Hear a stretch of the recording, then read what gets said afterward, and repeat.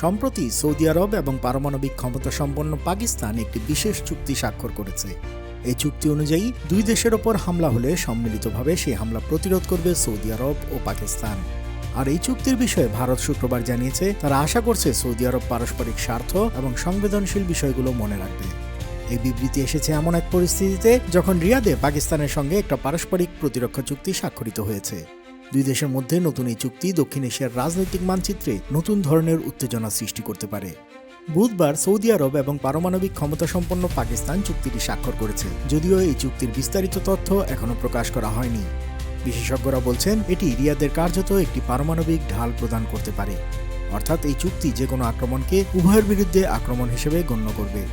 ভারতের পররাষ্ট্র মন্ত্রণালয়ের মুখপাত্র রণধীর জয়সওয়াল সাংবাদিকদের বলেছেন, ভারত এবং সৌদি আরবের কৌশলগত অংশীদারিত্ব অনেক বিস্তৃত। সাম্প্রতিক বছরগুলোতে তা আরও গভীর হয়েছে। আমরা আশা করি এই অংশীদারিত্ব পারস্পরিক স্বার্থ এবং সংবেদনশীল বিষয়গুলো মাথায় রাখবে।